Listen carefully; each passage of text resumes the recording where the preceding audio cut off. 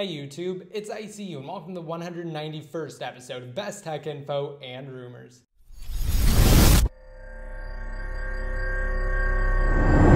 Alright, so to start off I wanted to talk about iOS 7.1.1 and the current jailbreak status. So as I'm sure the majority of you are already aware, when Apple released iOS 7.1 to the public, they effectively closed a number of vulnerabilities that Evasion 7 had previously exploited to achieve an untethered jailbreak on iOS 7.0 through 7.0.6 for all iDevices. And of course 7.1.1 didn't help matters much. The Evasion 7 jailbreak is still patched.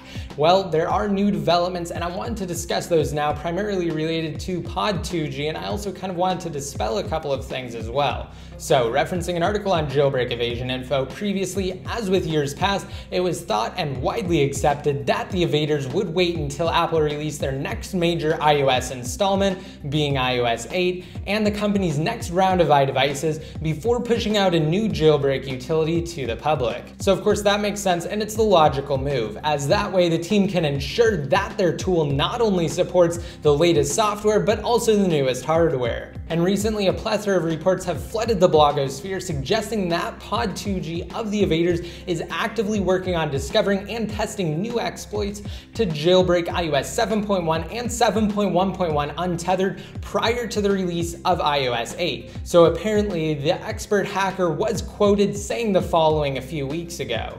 I think something's possible. It depends on when it happens. I mean, if we have a jailbreak in 1 month, for sure we will release it.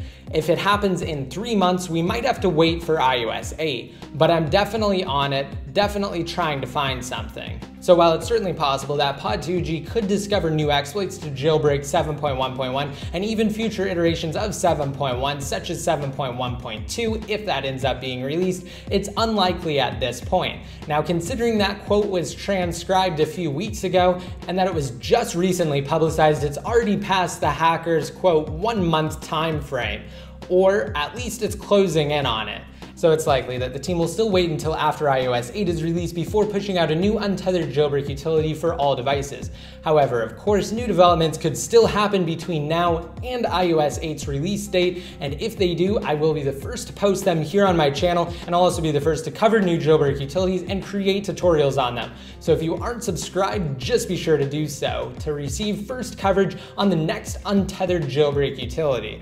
Now, currently there is a tethered jailbreak, as most of you are already aware, in the form of Geek Snow for the iPhone 4. And in last week's episode of Best Tech Info and Rumors, and also in my tutorial video, I actually explained why it's exclusive to the iPhone 4, and it's basically just because it utilizes an old hardware-based vulnerability from 2010 that Apple simply cannot patch without releasing new hardware. Obviously, they've done since then, and if you want additional information on it, check out not only last week's episode of Best Tech Info and Rumors, but also the actual tutorial itself. I will have both of those linked to below, and if you own an iPhone 4 on 7.1 or 7.1.1, then you can jailbreak. And the creator of Geek Snow, Black Geek Tutorial, is actually going to push out a new updated version of his utility that fully supports OS X. Previously, it was exclusive to Windows, and that was actually the tutorial I created on it. So if you wanted to jailbreak iOS 7.1.1 on the iPhone 4 using OS X, you either had to use Boot Camp to boot into Windows or a virtual machine. Well, now, again, native OS X support is coming to Geek Snow. I will have coverage on that when it is made available, and of course I will update this video with annotations when that is released. And now moving on, I wanted to talk about Apple's upcoming flagship iPhone 6 smartphone. So yes, the forthcoming device that's continued to grab headlines is doing so once again this week. And this time around there have been so many new reports related to various mock-ups, and let me just say a few things on the topic. So essentially it's the same exact mock-up over and over again, based on the same design, which was initially probably based on some of the leaked components that we saw at first. So of course things are very likely to change at this point. It's definitely not confirmed, and we won't know more until we start seeing leaked components. Remember, in years past, especially last year with both the iPhone 5S and the iPhone 5C, we were actually seeing various leaked components before these mock-ups. So while these mock-ups may share some similar qualities with the iPhone 6, they're in no way reminiscent of the final design. And actually on the same topic of the iPhone 6, a new report from Taiwan's Economic Daily News, republicized by Reuters, suggests that the iPhone 6 could launch as early as August, at least in its smaller 4.7-inch form, with a larger 5.5-inch or 5.7-inch variant arriving later this year, probably around the fall. Now, of course, like with every rumor, don't put too much stock into this one, because personally it seems very strange that Apple would release two iPhone 6 variants so far apart. They'd most likely announce them and release them around the same time frame. But if there are various supply constraints, this could happen, and Apple may change what they've done in years past and release two different iPhone models months apart. And now moving on to Apple's largest acquisition of Beats Electronics for $3.2 billion. On Thursday, new reports suggested that Apple was in talks with Beats Electronics executives to purchase the company for $3.2 billion, and it looks like that's actually going through after a video of Dr. Dre celebrating and self-proclaiming that he's now the first billionaire rapper hit the web.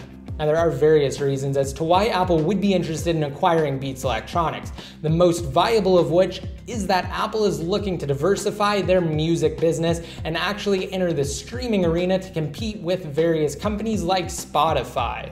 Of course, while Beats Electronics is definitely not known for their premium sound quality, they are known for their premium brand and the premium price tags associated with that brand and with the headphones. And with Apple already selling Beats in their retail stores, it makes sense that they'd further look to push the accessory. And with Beats audio being put into various laptops and phones over the past few years, the company could definitely include Beats audio in their Mac and iOS devices. And now moving on, but still very much related, recently it's been reported that Apple has hired the head of Nokia Lumia's photography department to work on future variations of iPhone, more specifically the camera. So it's no secret that Nokia's smartphone lineup is known for having some of the highest quality sensors on the market currently. And between this, the acquisition of Beats, and their previous acquisition that I detailed in last week's episode of BestTechInfo and Rumors of LuxView, a micro LED manufacturer that would allow Apple to not only provide a brighter display in their mobile devices, but also to conserve on battery life,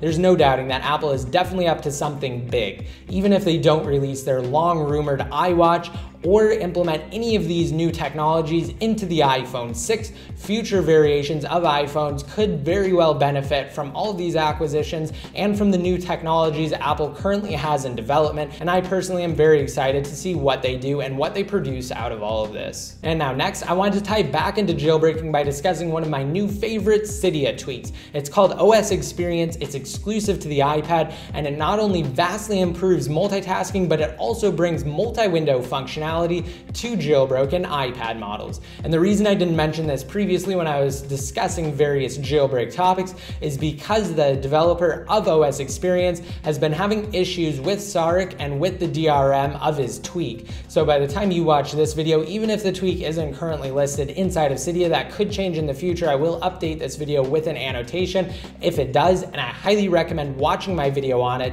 either way, and it's definitely functionality that I think Apple needs to implement sooner rather than later. I'll be very excited if they do implement some form of multi-window support for their apps. And now next, I just wanted to say that earlier this week I did publicize my first ad for free app life on my channel. I will have a link to that below if you haven't seen it yet, and also that we're working on a new huge update for free app life. It's going to be pushed out soon, and it will bring a plethora of new and definitely highly requested features to the service.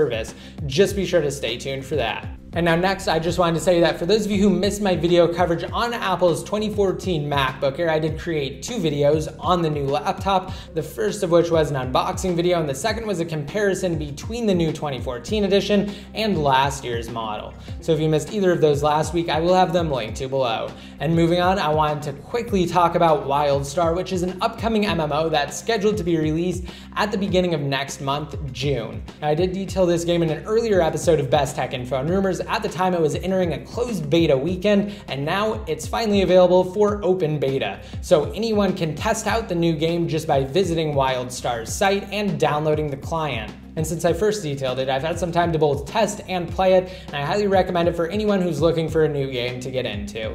And finally, to conclude, if you're interested in earning paid iOS apps from Apple's App Store for free legally, while simultaneously supporting the developers of said applications, just be sure to visit freeapplife.com or bit.ly/getfreeapplife inside of Safari. Once downloaded, install sponsored apps for points and then redeem said points for various prizes, again, such as paid application codes on Apple's App Store, gift cards, and electronic devices. Alright, and that's it for this week's episode. If you like the OS Experience tweak and you're interested in earning a free copy, just be sure to visit my video. Again though, because there have been issues with the developer and various DRM restrictions, I'm not quite sure how that's going to pan out, so I will keep you guys updated on that through Twitter. So if you aren't following me on Twitter, just be sure to do so at iCrackUriDevice. And if you're interested in earning a PS4 or a PlayStation 4 in this video, just be sure to rate it up and leave a relevant comment down below in the comment section. Once you've done that, you can gain entries through my free app life video, which I will also have a link to below. If you don't know what to leave in the comment section, try answering the question of the day. And for this episode, I think I'm going to make it related to the iPhone 6.